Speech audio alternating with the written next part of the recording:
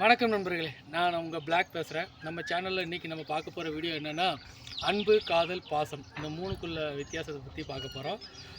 நீங்கள் நினைக்கலாம், இந்த மூணு ஒன்று தானே, இதில் என்ன வித்தியாசம் இருக்க போகுது அப்படின்னு.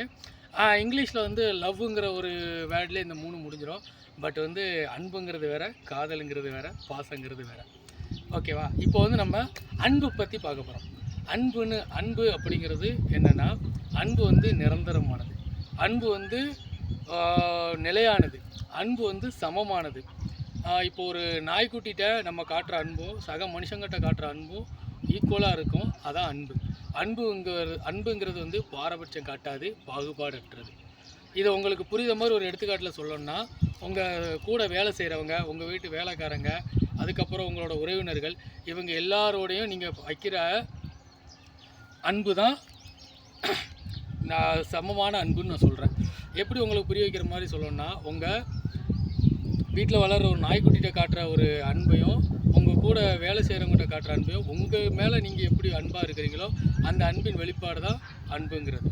இதே இதில் பாசம் அப்படிங்கிறது என்ன அப்படின்னா, பாசங்கிறது வந்து பாகுபாடு காட்டும், அன்புங்கிறது வந்து சமமானது, பாசங்கிறது வந்து பாகுபாடு காட்டும். இதுக்கு உங்களுக்கு புரியுற மாதிரி சொல்லணும்னா, உங்களோட ஃப்ரெண்டு உங்கள்கிட்ட ஒரு 5000 ரூபா திருடிட்டு போயிட்டார். அப்போ ஒரு 10 இயர்ஸ் கழித்து அவங்கள பார்க்குறீங்க. அப்படிங்கும்போது நீங்கள் உங்கள் ஃப்ரெண்டை பார்த்து என்ன சொல்லுவீங்க? இவன் வந்து என் கூடயே இருந்து 10,000 ரூபாய் திருடிட்டான், இவன் நல்லவனே கிடையாது அப்படிங்கிற ஒரு கோவத்தில் சொல்வீங்க. அப்போ அந்த இடத்துல அன்பும் இல்லை, பாசமும் இல்லை. அதே உங்கள் குழந்தை, உங்கள் வயிற்றில் பிறந்த மகனோ மகளோ அந்த 10,000 ரூபாய் திருடி எதுவும் செலவழிச்சிட்டாங்க. அப்படிங்கும்போது வந்து ஒரு 10 வருஷம் கழித்து அவங்கள பார்த்து பக்கத்தில் உள்ள அவங்க ரிலேட்டிவ் சொல்லுவேன், இந்த ரஸ்கோல் போடுவா 10,000 ரூபா அப்போவே திருடி தின்னுட்டான், என்ன வரத்து வந்துட்டான் தெரியுமா அப்படிம்பீங்க. இப்போ உங்களுக்கு இதோட அர்த்தங்கள் புரிய ஆரம்பிச்சிருக்கும். அப்போது அன்புங்கிறது பாகுபாடு காட்டாது, எல்லாரையும் சமமாக மதிக்கும், எல்லாரையும் ஒன்றுன்னு நினைக்கும். ஆனால் பாசங்கிறது பாகுபாடு காட்டும், விதர்ப்பம் பார்க்கும், நமக்கு ரொம்ப நெருங்கினவங்க அப்படிங்கிற விஷயத்தை யோசிக்கும். இதே தான் உங்கள் அப்பா அம்மா கிட்ட நீங்கள் காட்டுறதும், உங்களுக்கு பிடிச்சவங்க உங்கள்கிட்ட பேசலைனாலும் பண்ணுறதும், இதுதான் வந்து பாசம். இப்போ உங்களுக்கு அன்புக்கும் பாசத்துக்கும் உள்ள வித்தியாசம் புரிஞ்சிருக்கும். மூன்றாவது காதல். காதலுங்கிறது வந்து பார்த்திங்கன்னா இரண்டே பேருக்கு நடுவில் தான் வரும். அது வந்து கணவன் அண்ட் மனைவி.